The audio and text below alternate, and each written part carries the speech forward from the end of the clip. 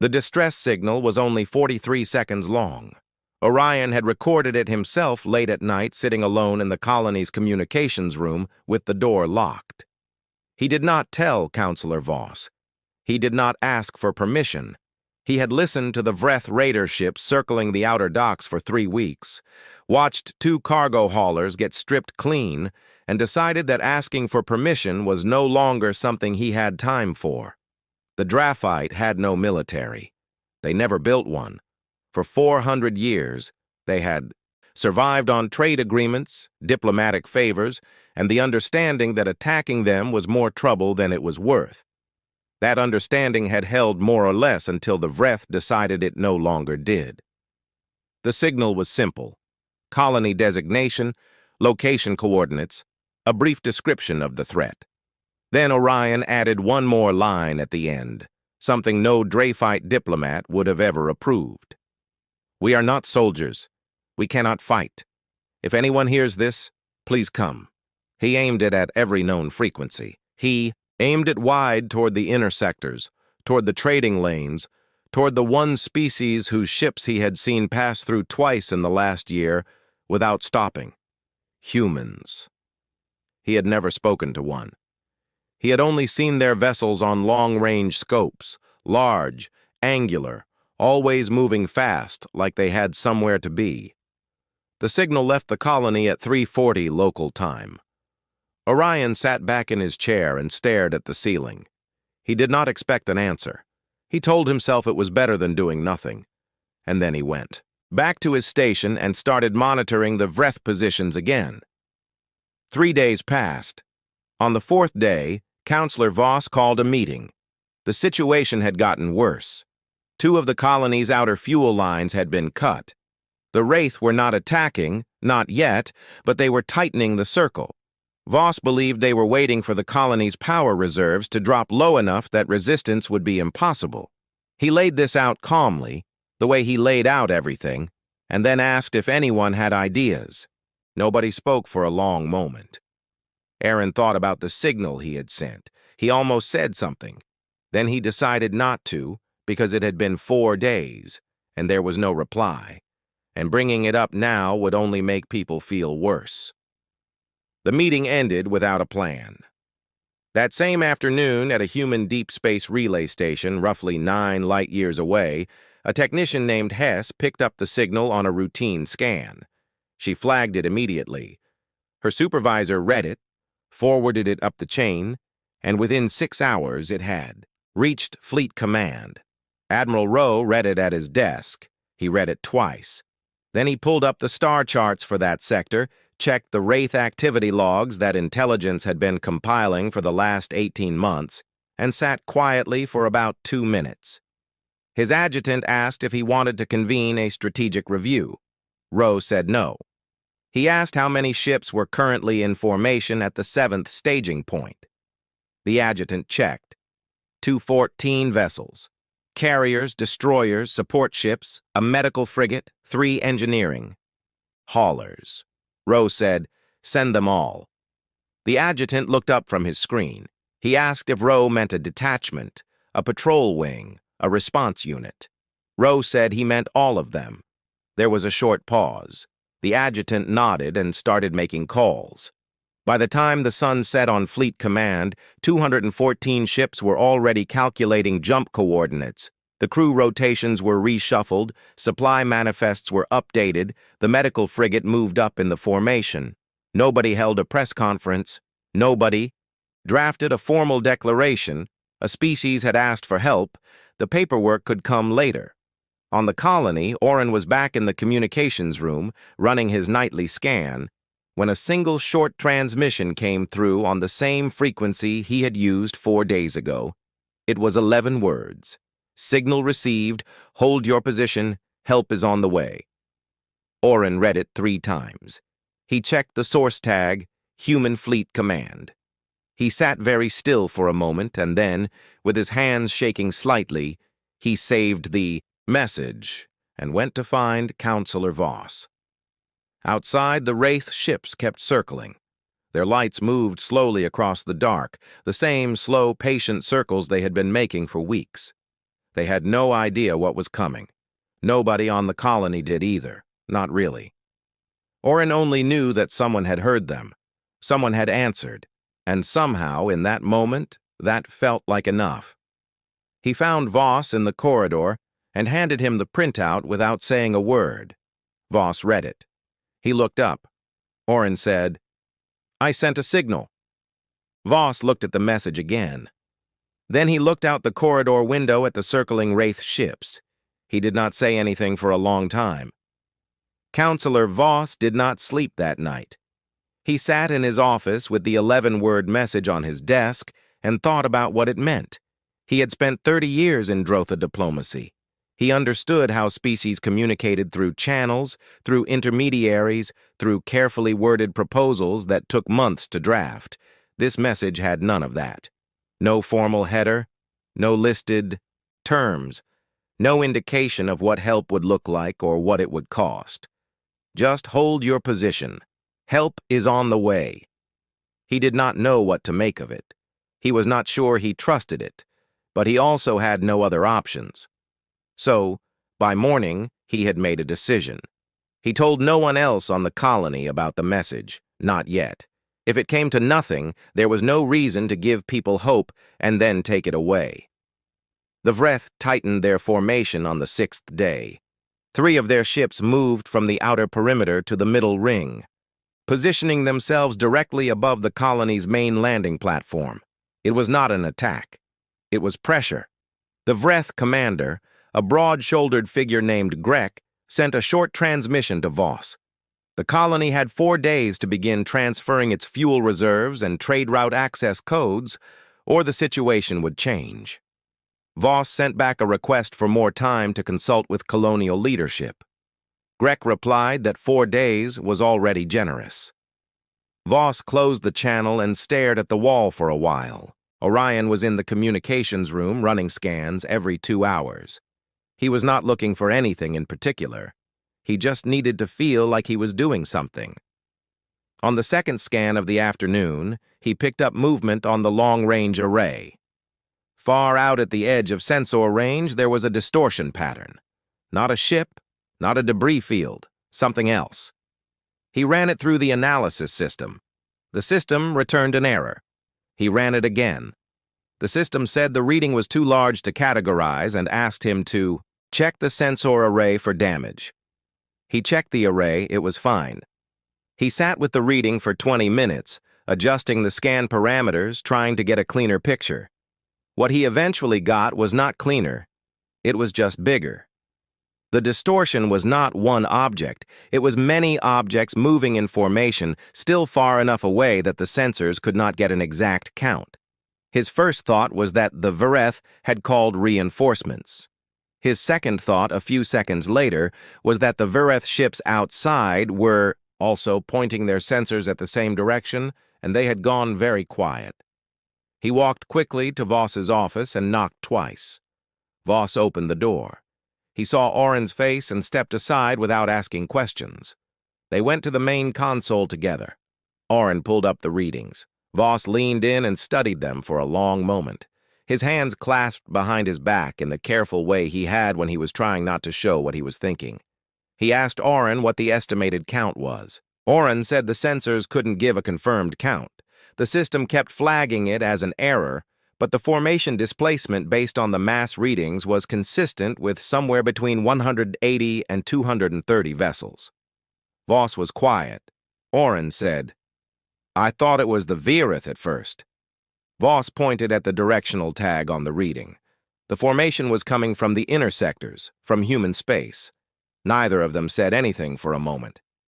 Outside on the Virith command ship, Grek was having a much less calm reaction. His sensor officer had given him the same reading 3 minutes ago. Grek had demanded a recount, then a recount of the recount. The number did not change. He hailed his 2 nearest captains. Both of them confirmed the reading. Both of them sounded like they were working very hard to keep their voices steady. Grek pulled up everything his intelligence files had on human fleet doctrine. It was not much. Humans were a known species, not a major power, not a threat anyone had prioritized. They had colonies. They had trade ships, they had a military, but no one had ever seen them deploy it at scale because no one had ever given them a reason to. There was nothing in the files about what they did when someone asked them for help. Grek sent a transmission to the colony. He asked Voss directly whether the colony had any relationship with the incoming fleet. Voss looked at Oren. Oren thought about the 11-word message still sitting on the desk. Voss told Grek that the colony had reached out to several contacts in the inner sectors and that the situation was developing. Grek ended the transmission. Oren asked Voss what that meant for the 4-day deadline. Voss said he suspected the timeline had just changed. He was right. By the end of the hour, the Vreth ships had stopped circling and repositioned themselves facing outward, away from the colony toward the edge of sensor range, where the formation was still coming in, still growing on the screen, still not slowing down. They came out of faster-than-light travel in one wave, not in sequence, not ship by ship, all of them at once. 201 vessels dropping into real space across a front so wide that the Drotha colony sensor array could not fit the entire formation on a single display. The system split it automatically into 4 panels just to show the full picture. Aaron stared at all 4 panels. He had grown up reading about ancient Drotha fleet formations, the kind that existed 6 centuries ago before they gave up military power entirely. The largest one ever recorded had been 63 ships. He had thought that was an enormous number. The human fleet sat in a tight layered formation, carriers at the back, destroyers spread forward in a wide V, smaller fast response ships at the edges. The medical frigate and engineering haulers tucked into the middle of the formation where nothing could reach them easily. It was not a parade arrangement. It was a working shape, the kind you used when you expected to need everything you brought. At the front was a single command ship, larger than the others, moving slowly. Ahead of the formation, with its running lights on full, Aaron noticed that the human ships had not powered their weapons. He checked the energy readings twice to be sure. Everything was at cruise level. They had crossed 9 light years, deployed 200 ships, and they had not turned on a single weapon system. He found that stranger than anything else. On the Vreth command ship, Grek's crew was not saying much. His weapons officer had already run the numbers twice. Against this formation, the 31 Vreth ships had no combination of tactics that ended well. Grek knew it. His officers knew it. Everyone was waiting to hear what he would do. He opened a channel to the human command ship. The response came back in under 10 seconds. A human voice, even and unhurried. Admiral Rowe introduced himself and asked how he could help. Grek said that this sector was under Wraith operational authority and that the human fleet had entered it without notice or clearance. Rowe said that was fair and that he was sorry for the short notice. A colony had sent a distress signal. His fleet was the closest available response. Grek said the situation on the colony was a Wraith matter and that outside interference was not welcome. Rowe said he understood and that he was not looking for a conflict. He told Grek directly the colony had asked for help. The fleet was there to provide it, and the simplest resolution for everyone was for the Wraith ships to move off. He said the Wraith were free to leave the area without any action taken against them. Grek asked if that was a threat. Rowe said it was the opposite of one. He was offering a clean exit. No record, no incident report, no follow-up.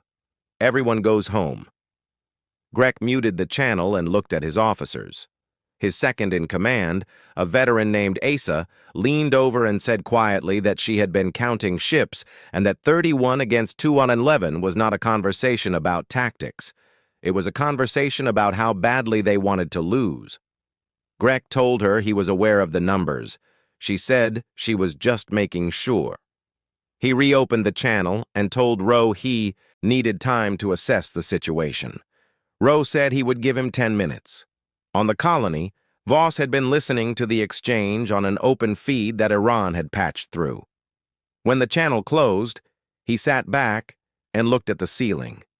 He had been in enough negotiations to know the rhythm of them, the back and forth, the careful language, the room that got left for each side to feel like they had a choice. This had none of that. Rowe had offered one option and set a clock. That was not negotiation. That was something else. He asked Aran what he thought. Aran said he thought the humans had not come here to negotiate.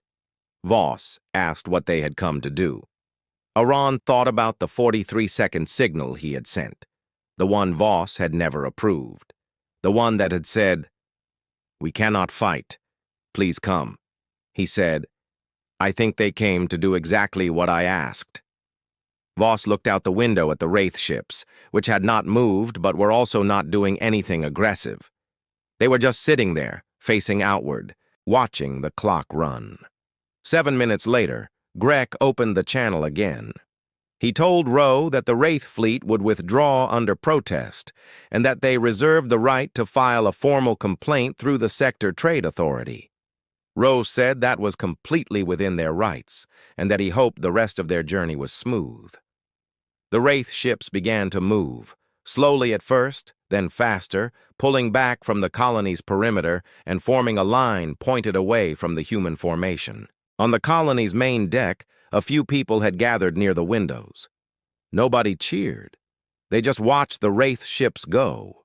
It was quiet in the way that rooms get quiet, when something that has been building for a long time finally breaks. Aran kept his eyes on the sensor display, watching the human fleet hold its position. Still no weapons active, still running lights on full. He thought, 200 ships and they never even turned on a gun. He did not know what to do with that. The Wraith fleet had been retreating for about 40 minutes when one of their ships turned around. It was not Grek's command ship.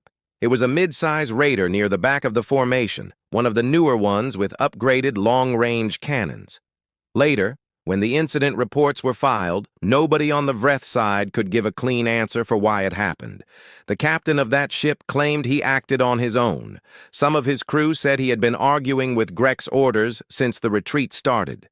Others said he just did not believe the humans would actually do anything. The raider broke formation and fired a single shot toward the colony, not at the human fleet, at the colony's outer fuel depot. It was a warning shot, the kind that says, "We are not finished with you." The shot hit the outer wall of the depot.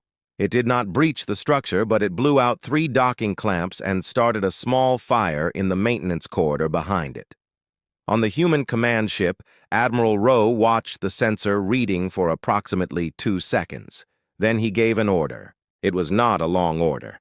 His communications officer sent one tight beam transmission to 4 ships at the edge of the formation. Those 4 ships were already moving before the transmission finished. Fast response destroyers, the kind built specifically for short-distance intercept work. They crossed the distance to the retreating Vreth raider in under 3 minutes. They did not fire on it.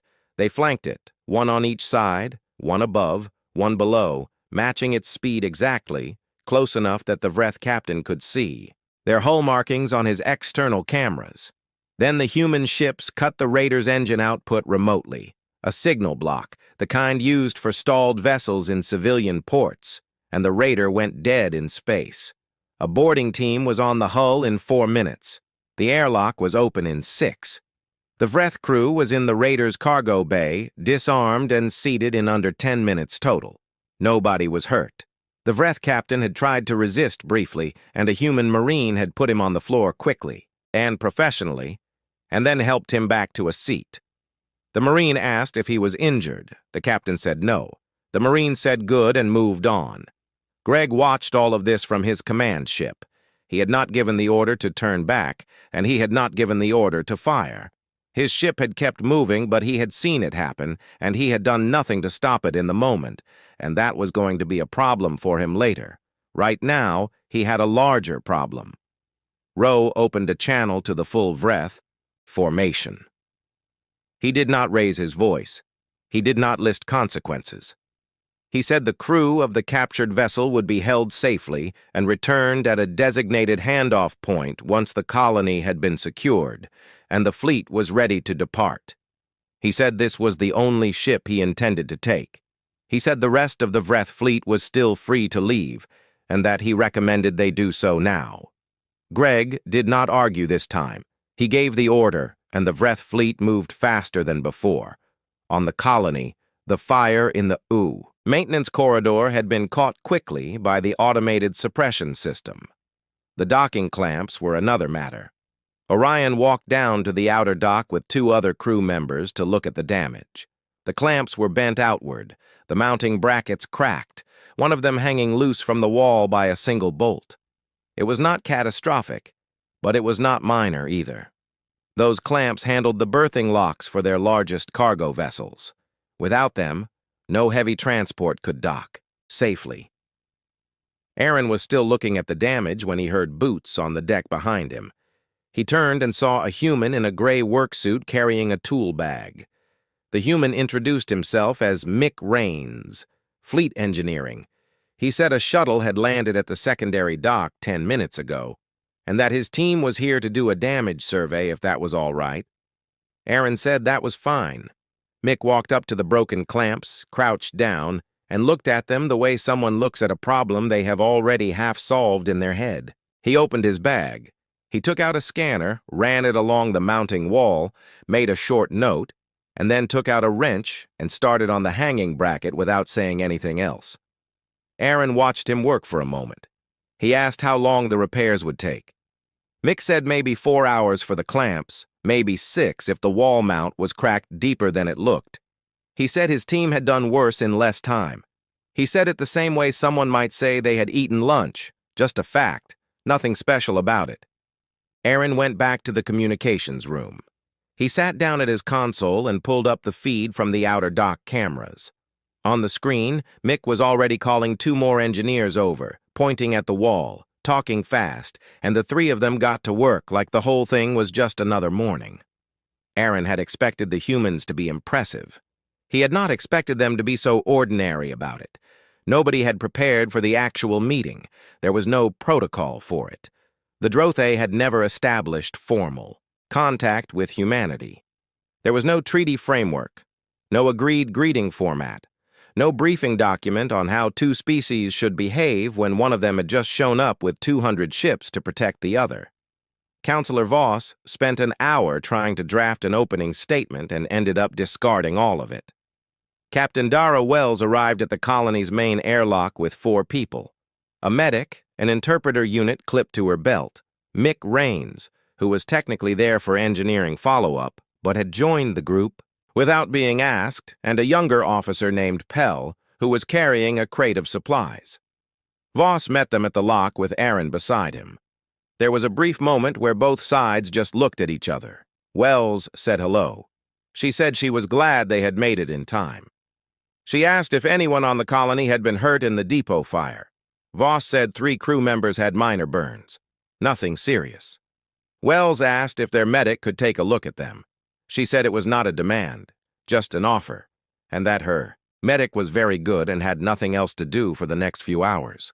Voss said yes. The medic immediately went with one of the colony's staff, just like that. No further discussion. Pell set the crate down and opened it. It had food in it, packaged meals, water containers, a few items that Aaron did not recognize. Pell explained that they had not known what the colony supply situation was like after the blockade and that they had brought extra from the fleet stores. He said there was more on the shuttle if needed. Aaron looked at the crate and then at Wells and said that it had been 3 weeks since a supply ship had gotten through. Wells nodded. She told Pell to go back to the shuttle and bring the rest. Pell left without a word. Voss invited Wells to walk with him. They moved through the colony's main corridor, a long gray hallway with observation ports that looked out at the fleet still sitting in formation in the distance. Wells glanced out at the ships as they passed each window. She did not comment on them. Voss asked her about the captured Wraith vessel. He wanted to know what would happen to the crew. Wells said they were fine, being fed, and would be transferred to a neutral handoff point within the week. She said the human fleet had no interest in holding prisoners longer than necessary. Voss said he was glad to hear that. He paused at one of the windows.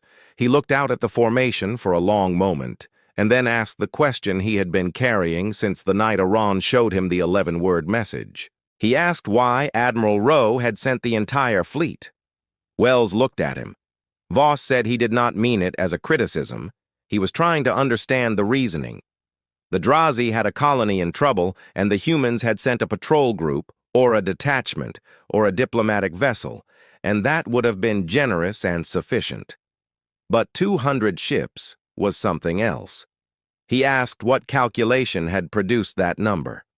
Wells thought about it for a second, not long, like she was just finding the right words for something she already knew.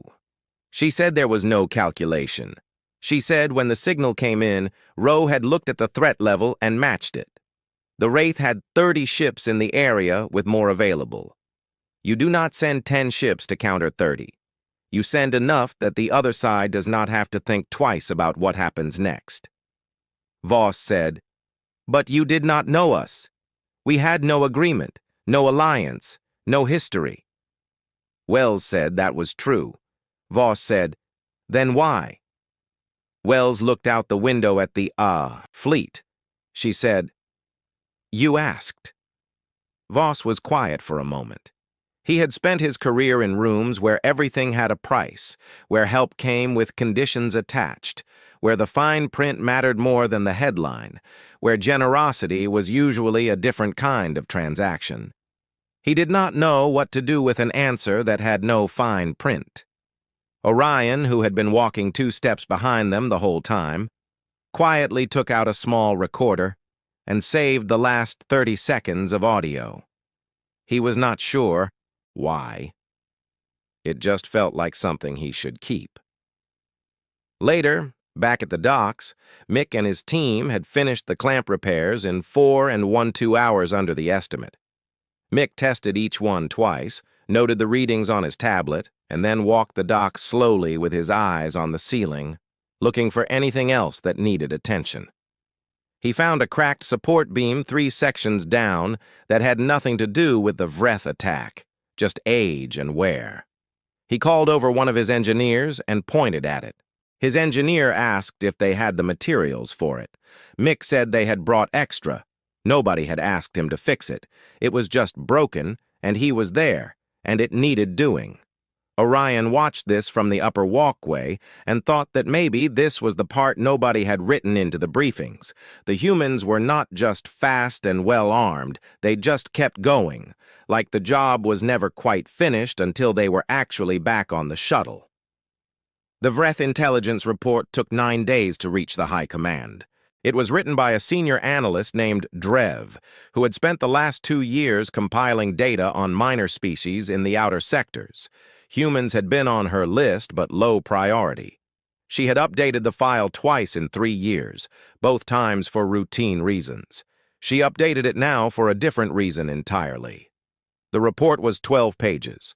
The first 3 covered the fleet response itself: ship count, formation type, response time, weapon status during the standoff. That section was factual and clean. The last 9 pages were where Drev had clearly struggled because the facts stopped making sense in the usual framework. She wrote, "The human fleet traveled 9 light years in response to a distress signal from a species they had no treaty with, no trade agreement with, and no recorded prior contact with. They deployed their full available formation. They secured the target area, repaired the colony's infrastructure, provided medical and supply support, and departed without claiming any territorial rights, resource agreements, or formal acknowledgement of debt from the colony. The captured Vreth crew was returned unharmed at the agreed handoff point. No demands were made." She had gone back through her records looking for a precedent. She found nothing comparable. She wrote, "Standard military analysis assumes that resource deployment is proportional to expected strategic return.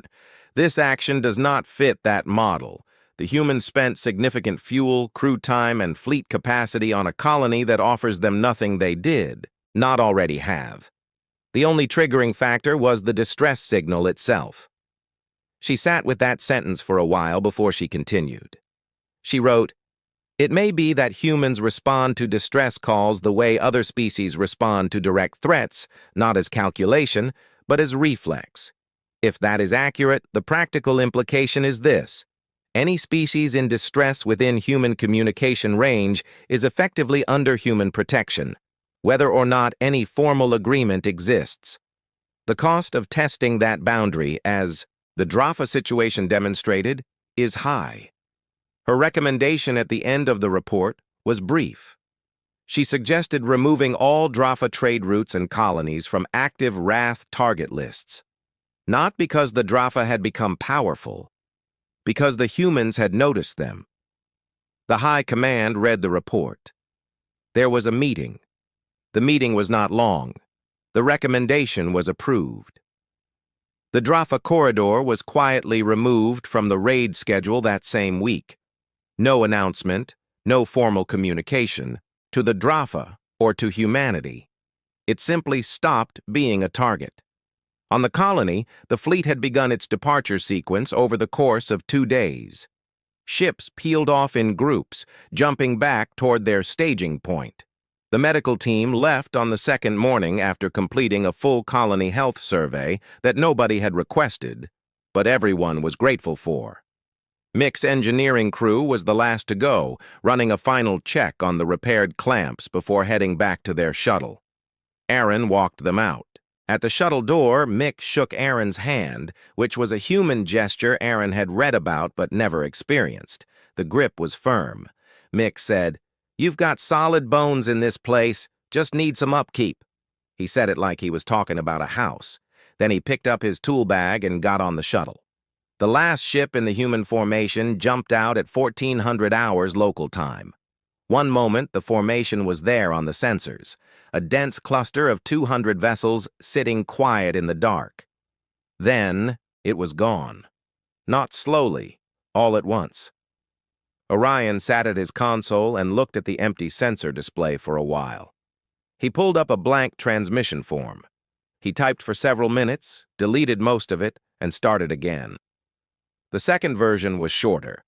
He sent it on the same frequency he had used for the distress call. It said, "This is Orion, Communications Officer at Drotha Colony 7. We are safe. The fleet has gone. We wanted to say thank you, not to Fleet Command, not to the Admiral, though thank them too, but to whoever received the original signal and decided it was worth sending up. We were 43 seconds and one person away from no one ever knowing we needed help. Thank you for listening." He sent it and closed the console. Admiral Rowe received the message 4 days later, forwarded up from the relay station with a note that it had come in on the same emergency frequency as the original signal. He read it at his desk, the same desk where he had read the first one. He read it twice. His adjutant knocked and asked if the fleet debrief was ready to begin. Rowe set the message down and said, "Yes." He did not tell anyone about it. He did not file it under official correspondence. He saved it in a personal folder with no label. On the colony, Voss finally wrote his official report to the Drotha Council. It covered the blockade, the response, the repairs, and the departure. It was thorough and accurate. At the end, in the section reserved for diplomatic observations, he wrote one sentence that he spent longer on than any other part of the report. He wrote, "The humans do not calculate who deserves help. They hear the call and they come." He read it back once. It was not the kind of language that usually appeared in formal reports. He left it in anyway. Aaron did not read the report. He was already back at his console, running the morning scan, watching the sector. Quiet now, just stars.